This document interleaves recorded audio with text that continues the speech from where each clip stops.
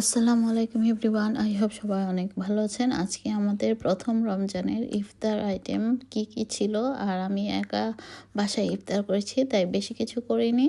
তো প্রথম ইফতার যদি নাই বানাই তাহলে আসলে রোজা মনে হয় না, তো সে কারণে বানানো। তো অ্যাকচুয়ালি আমি একা খাই, যেদিন আমার হাজব্যান্ডের অফ ডে থাকে সেদিন বেশি করে বানানো হয়। তো আজকে তাও মনে হলো যে যদি না বানাই তো রোজার দিনের মতো লাগে না, তো সেজন্যই আসলে। তো যাই হোক, প্রথমে আমি সেহরির জন্য রান্না করে নিলাম ডিম ভুনা আলু দিয়ে। এখানে সাতকরা দিয়ে গরুর মাংস রান্না করে ফেললাম, আর আরেক জায়গায় বোয়াল মাছ দিয়ে মুগ ডাল দিয়ে রান্না করেছি। এই তো তো সমস্ত কিছু রান্না করে এখন আমি ডালগুলোকে আগে ভিজিয়ে রেখেছিলাম পেঁয়াজু বানানোর জন্য, আর কিছুই তো হাফ হাফ করে রেখে দিয়েছি, সেগুলো পরে আবার করা যাবে। আর কিছু আজকের জন্য, আর এখানে আলু আর ডিম সিদ্ধ করে এভাবে গ্রেট করে নিয়েছি।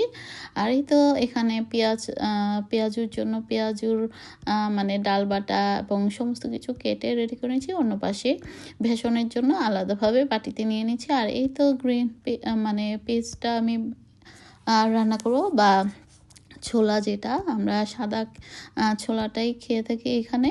আর এটা রেডিমেড একদম সিদ্ধ করা থাকে, শুধু জাস্ট আলু অ্যাড করতে চাইলে আলুটা বয়েল করে দিতে পারেন, বা কাঁচা এভাবে ছোট করে কিউব করে কেটে দিতে পারেন। তো আমি এখানে আজকে ছোলা ভাজিটা করে নিচ্ছি এভাবে। আমি সামান্য একটু মশলা দিয়ে করতে ভালোবাসি, আপনারা চাইলে আরও একটু কম করে মশলা অ্যাড করতে পারেন। তো এই তো মোটামুটি হয়ে গেল আমার ছোলা বোনাটা, আর খুব বেশি সময় লাগে না যেহেতু এটা বয়েল করাই থাকে। জাস্ট আলুটা সিদ্ধ করার জন্য একটু পানি অ্যাড করেছি, এই আর কি। শেষের দিকে ধনেপাতা দিয়ে নামিয়ে ফেললাম। তো অন্য সময় আরেকটু কম মশলা দিয়ে, আজকে পানি বেশি দেওয়ার কারণে এবং আলুটা একটু নরম ছিল যার জন্য দেখতে এরকম দেখাচ্ছে। যাই হোক, এখন আমি আলুর চপটা তৈরি করে নিচ্ছি। এখানে আমি অনেক কিছু অ্যাড করেছি, সামান্য একটু জিঞ্জার পাউডার, তারপর গার্লিক পাউডারও অ্যাড করেছি।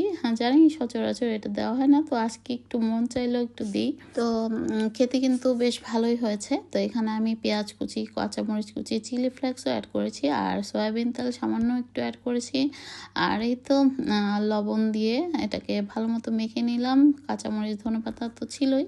আর এখন আমার পেঁয়াজুর ডোটা তৈরি করে নিয়েছি। পেঁয়াজু বানানো, এখানে পেঁয়াজ কুচি, কাঁচামরিচ কুচি, সামান্য একটু চাউলের গুঁড়াও অ্যাড করেছি, আর লবণ, হলুদ সামান্য একটু, আর দিয়েছি মরিচ সামান্য একটু, এবং ধনে ইচ্ছা আপনারা স্কিপ করতে পারেন, এত কিছু দেওয়া লাগে না। মানে আমি একদমই কম, মানে কোয়ার্টার স্পুনেরও কম দিয়েছি। আর এখানে আমি বেসনটার মধ্যে আজকে কালো জিরে, ধনে পাতা এবং কর্নফ্লাওয়ার, চালের গুঁড়ো এগুলো দিয়ে এবং বেসন সমস্ত কিছু দিয়ে পানি দিয়ে এটাকে, আর সাথে আদা রসুন পেস্টও অ্যাড করেছি, সঙ্গে দিয়েছি হলুদ গুঁড়ো, মরিচ গুঁড়ো, ধনে গুঁড়ো, জিরা গুঁড়ো, পাপরিকা গুঁড়ো, গরম মশলা গুঁড়ো সমস্ত কিছু দিয়ে পানি দিয়ে খুব ঘন করে ব্যাটারটা তৈরি করে নিয়েছি। আর চাইলে বেকিং পাউডার অ্যাড করতে পারেন, আমি সামান্য একটু দিয়েছি।